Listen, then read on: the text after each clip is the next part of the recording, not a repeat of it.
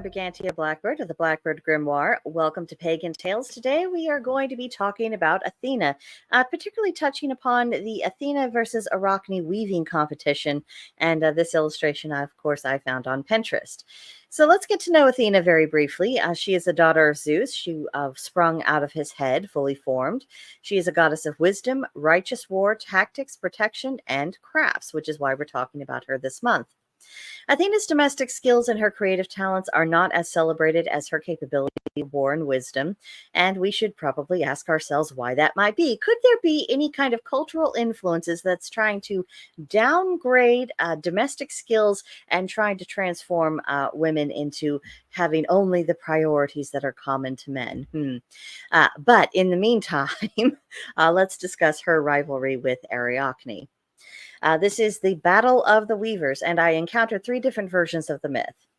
So in version 1, Arachne is the daughter of a shepherd. She's an outstanding weaver. Everyone is aware of her skills, and she's not the least bit humble about it. And this irritates Athena. And so a contest of weaving ensues.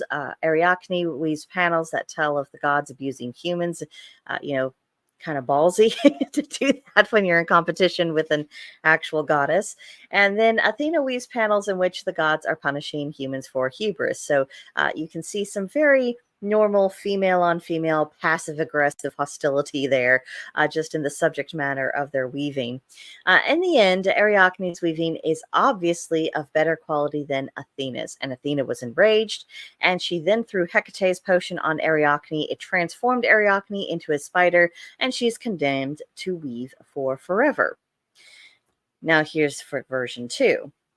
In this version, Athena is competing with Poseidon over who's going to get to be the patron of Athens. Athena and Arachne are having a competition to determine this. Arachne weaves a depiction of Zeus's advances on women. Athena sees her skills, but she wants to teach her humility, and then she touches Arachne's forehead.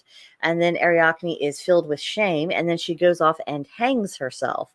Athena then brings Arachne back to life and transforms her into a spider. And in this way, Arachne can continue to weave for all time, but Athena's put her in her place pretty well.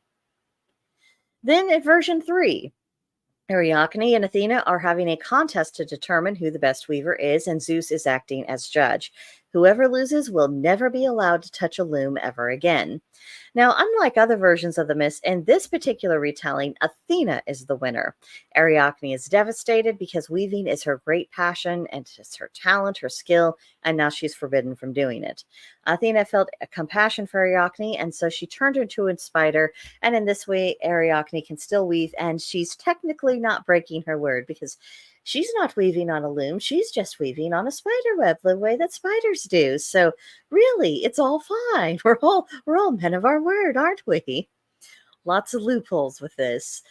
So I think there's a couple of lessons we can really take from this. First and foremost, it's don't get cocky with the gods.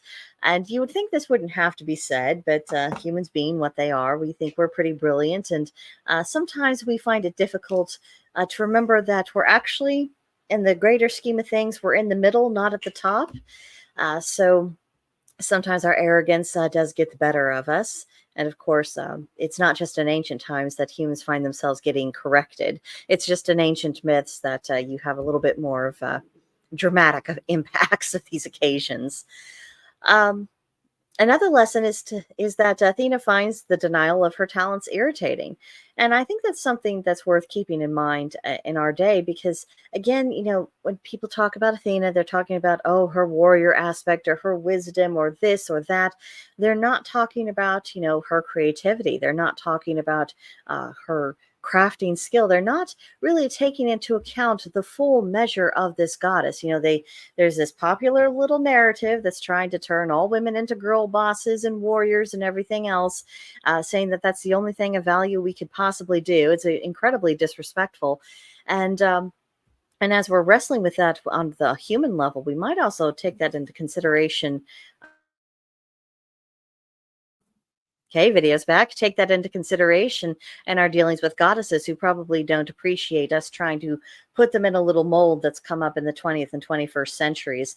They are so much more expansive than that. These are eternal beings, and the idea that any great talent of theirs should be viewed as less than valuable or somehow degrading to them or to women, that just, I don't think that puts you in a very good position with relation to any of these goddesses, and in particular Athena.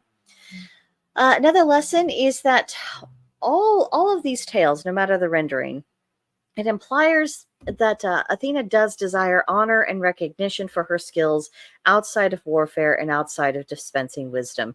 She is more than just these two aspects. And and when you think about it, I mean, there's a certain she has a few things actually in common with the goddess Brigid. Now, not to worry, I'm not making the case they're the same goddess. I'm not doing that. I'm just saying they have a few things in common. There's a certain connection with the goddess Brigid between herself and with warfare. And of course, oh, sorry if you can hear that. Apparently, the cats are in the midst of a dispute. But anyway, Bridget also is known for her wisdom, and she's also known for her great creative and crafting talents. And, for some reason, people are a little bit more willing to accept that out of Bridget, and they're a lot less willing to look at that where Athena is concerned. But, I just get the clear feeling from the myths that, Athena is wanting recognition for this. So, really, the graceful and the smart thing to do is to acknowledge and to honor this aspect of her. And again, this might require us unlearning some programming that we perhaps received as children through our schools, our teachers, perhaps our mothers, and just society in general, saying, oh, anything domestic at all. I mean, you're really letting the side down. That's degrading. That's lesser. No, you need to instead forget all of your femininity and try to turn yourself into a man, at least psychologically, and live like one. I feel like this is a very pertinent issue to our present day. And the last thing is that August is oftentimes an active time for spiders, and remembering this story is a way to honor both the goddess Athena and also the memory of Ariadne, who, no matter how you slice it, she does end up as a spider. So, maybe that is the best argument for not giving all spiders the squish, but instead escorting them outdoors. So, just the last little detail to think about. But that's what I have to say about Athena. I hope you learned something. Hope you enjoyed it. I would love to hear about your thoughts on the matter in the comments section. And, I hope to hear from you soon. But I think that will do it for now. Next week, we are going to talk about the god Agma, who was the inventor of the Ogham. Yes, I'm aware that is an anglicized pronunciation, not a Celtic one. What can I tell you? I'm a native English speaker, so I do the best I can. But do come back for that one, and I will see you guys next time. Bye for now.